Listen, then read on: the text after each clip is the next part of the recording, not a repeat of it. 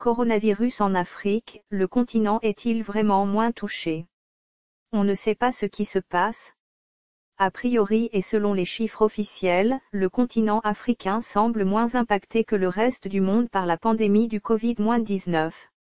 À ce jour, selon le tableau de bord l'Union africaine relatif au Covid-19, le nombre total de morts est de 3348 et celui d'infections, de 111 348. Néanmoins, l'Organisation mondiale de la santé, OMS, a à plusieurs reprises alerté sur la bombe à retardement que constituera le Covid-19 pour l'Afrique, qui ne serait pas capable de faire face au virus, principalement à cause du manque d'infrastructures sanitaires. Selon le directeur de l'Organisation mondiale de la santé, l'Afrique doit se préparer au pire. Les chiffres de la pandémie sur ce continent sont-ils crédibles? Pour la Journée mondiale de l'Afrique de ce 25 mai, réponse avec une spécialiste de la question et tour d'horizon avec quelques pays africains. Au début de la crise, il n'y avait que 2 laboratoires capables d'effectuer les tests pour tout le continent. Selon Catherine Linard, professeure en géographie de la santé à l'UNAMUR, le gros problème de l'Afrique, c'est qu'on a peu d'informations car les capacités de testing sont réduites. En Europe, la pandémie est déjà difficile à suivre, alors en Afrique c'est bien pire. Au début de la crise, il n'y avait que 2 laboratoires capables d'effectuer les tests pour tout le continent. Cela dit, en quelques semaines la capacité de diagnostic a augmenté. Début mars, 43 pays africains étaient capables de réaliser les tests.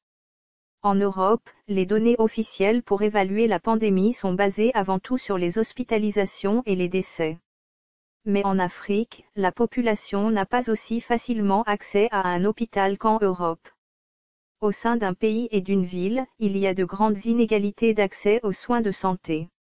De plus, il n'y a pas de comptage des décès comme chez nous, et ce, même en période normale, hors Covid. Les comparaisons entre pays africains sont donc très délicates, bien plus qu'en Europe encore. En fait, on ne sait pas ce qu'il se passe en Afrique. Et donc c'est très difficile pour eux aussi de prendre des mesures nécessaires. Des pays plus chauds et donc moins touchés? Qu'en est-il du facteur température? Les pays africains, plus chauds, seraient-ils moins touchés par le Covid-19? On ne sait pas si l'épidémie se propage moins facilement dans les pays chauds. En fait, on observe que la transmission a lieu dans des pays chauds, mais peut-être se propage-t-elle plus rapidement dans des pays plus froids ou plus humides. On n'a aucune certitude. Par contre, la pyramide des âges pourrait jouer en faveur des pays africains. La population est plus jeune en Afrique, cela peut jouer et donc limiter le nombre de décès. La population est plus jeune en Afrique, cela peut jouer et donc limiter le nombre de décès. Généraliser les enquêtes par téléphone portable. Une alternative pour évaluer l'impact de la pandémie sur le continent africain serait de généraliser les enquêtes par téléphone portable, comme le suggère cet article scientifique publié le 19 mai 2020 sur SOCAR 14. Il faudrait alors par exemple demander aux personnes si elles ont eu un décès dans leur famille. Cela permettrait d'évaluer la surmortalité actuelle.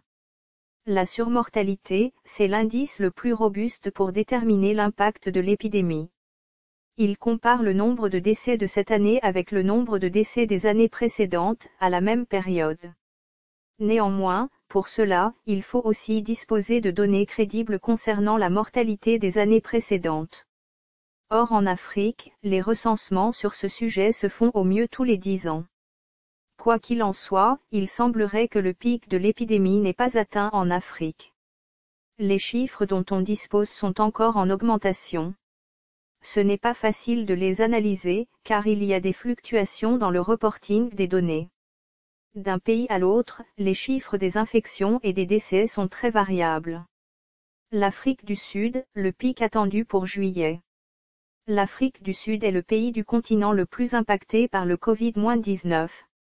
Les 57 millions de Sud-Africains vivent depuis le 27 mars sous un confinement strict destiné à contenir la pandémie de Covid-19, qui a à ce jour tué 429 personnes et en a infecté au moins 22 583.